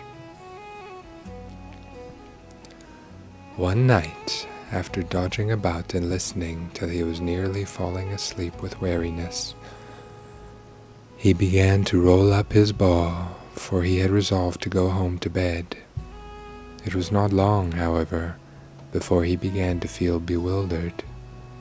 One after another he passed goblins' houses, caves, that is, occupied by goblin families, and then at length was sure they were many more than he had passed as he came.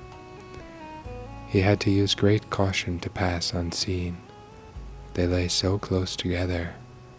Could his string have led him wrong? He still followed, winding it, and it still led him into more thickly populated quarters, until he became quite uneasy, and indeed apprehensive, for although he was not afraid of the cobs, he was afraid of not finding his way out. But what could he do? It was of no use to sit down and wait for the morning. The morning made no difference here. It was dark, and always dark. And if his string had failed him, he was helpless. He might even arrive within a yard of the mine and never know it, Seeing he couldn't do nothing better, he would at least find where the end of his string was, and, if possible, how it had come to play him such a trick. He knew by the size of the ball that he was getting pretty near the last of it, when he began to feel a tugging and pulling at it. What could it mean? Turning a sharp corner, he thought he heard strange sounds. These grew as he went on, to a scuffing and growling and squeaking, and the noise increased until, turning a second sharp corner, he found himself in the midst of it, and the same moment tumbled over a wallowing mass, which he knew must be a knot of the cob's creatures. Before he could recover to his feet, he had caught some great scratches on his face and several severe bites on his legs and arms. But as he scrambled to get up, his hand fell upon his pickaxe, and before the horrid beast could do him any serious harm, he was lying about with it right and left in the dark. The hideous cries which followed gave him the satisfaction of knowing that he had punished some of them pretty smartly for their rudeness, and by their scampering and their retreating howls, he perceived that he had routed them. He stood for a little, weighing his battle-axe in his hand as if it had been the most precious lump of metal. But indeed no lump of gold itself could have been so precious at that time as that common tool.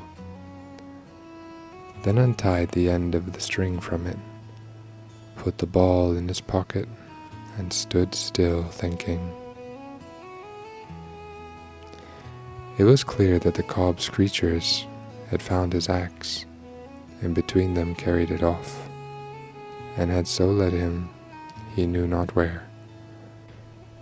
But for all his thinking he could not tell what he ought to do, until suddenly he became aware of a glimmer of light in the distance.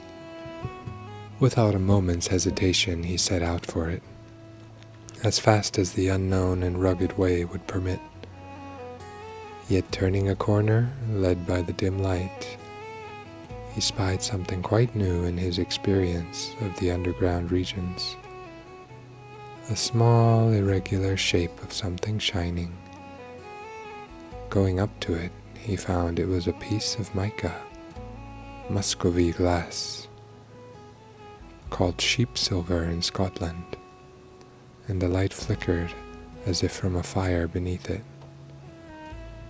And after trying in vain for some time to discover an entrance to the place where it was burning, he came at length to a small chamber in which an opening, high in the wall, revealed a glow beyond.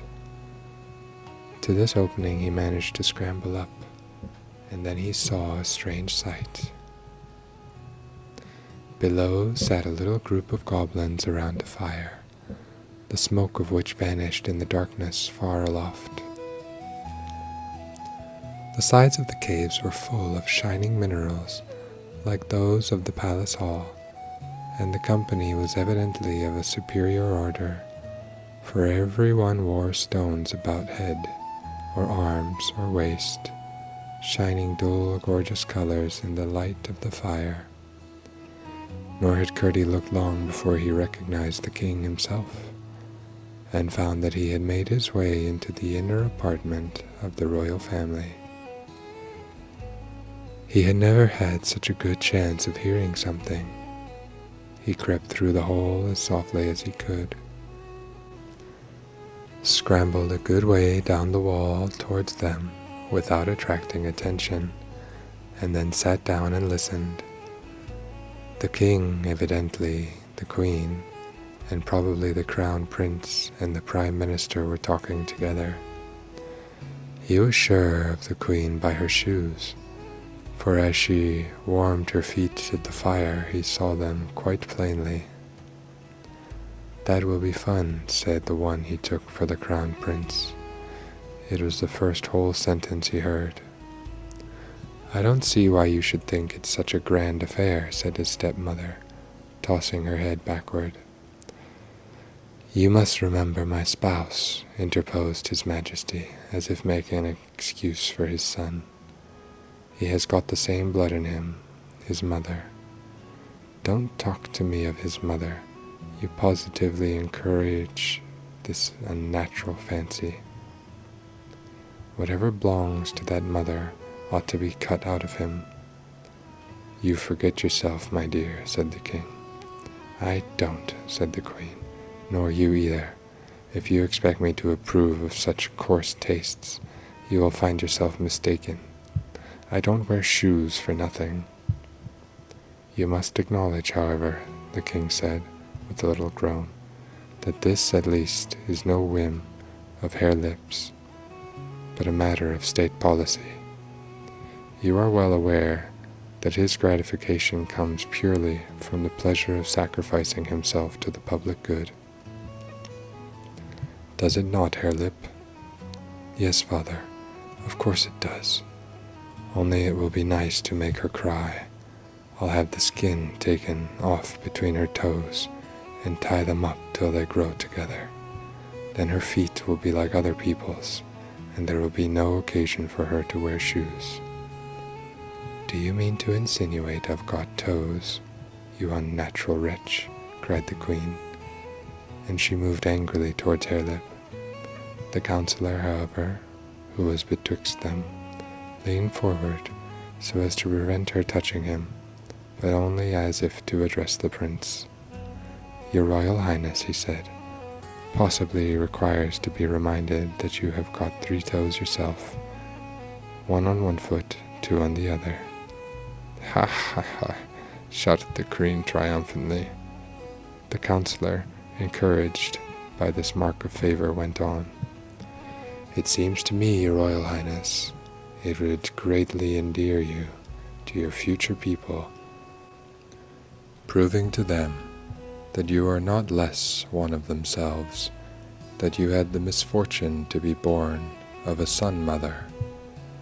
If you were to command upon yourself the comparatively slight operation which, in a more extended form, you so wisely meditate with regard to your future princess." "Ha ha ha!" laughed the queen louder than before, and the king and the minister joined in the laugh. Harelip growled, and for a few moments the others continued to express their enjoyment of his discomfort. The queen was the only one Curdie could see with any distinctness. She sat sideways to him, and the light of the fire shone full upon her face. He could not consider her handsome. Her nose was certainly broader at the end than its extreme length, and her eyes, instead of being horizontal, were set up like 2 perpendicular eggs, one on the broad, the other on the small end. Her mouth was no bigger than a small buttonhole until she laughed, when it stretched from ear to ear. Only, to be sure, her ears were very nearly in the middle of her cheeks. Anxious to hear everything they might say, Curdie ventured to slide down a smooth part of the rock just under him, to a projection below, upon which he thought to rest.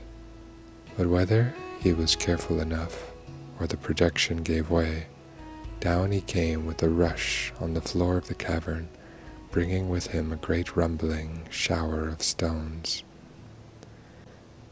The goblins jumped from their seats in more anger than consternation, for they had never yet seen anything to be afraid of in this place. But when they saw Curdie with his pick in his hand, their rage was mingled with fear, for they took him for the first of an invasion of miners. The king, notwithstanding, drew himself up to his full height of 4 feet, spread himself to the full breadth of 3.5, for he was the handsomest and squarest of all the goblins, and strutting up to Curdie, planted himself with outspread feet before him, and said, with dignity, "Pray, what right have you in my palace?" "The right of necessity, your Majesty," answered Curdie. "I lost my way, and did not know where I was wandering to." "How did you get in?" "By a hole in the mountain." "But you are a miner. Look at your pickaxe." Curdie did not look at it, answering, "I came upon it lying on the ground a little way from here. I tumbled over some wild beasts who were playing with it." "Look, your Majesty," and Curdie showed him how he was scratched and bitten. The king was pleased to find him behave more politely than he had expected from what his people had told him concerning the miners, for he attributed it to the power of his own presence, but he did not therefore feel friendly to the intruder. "You will oblige me by walking out of my dominions at once," he said, well knowing what a mockery lay in the words. "With pleasure, if your Majesty will give me a guide," said Curdie. "I will give you 1,000, said the king,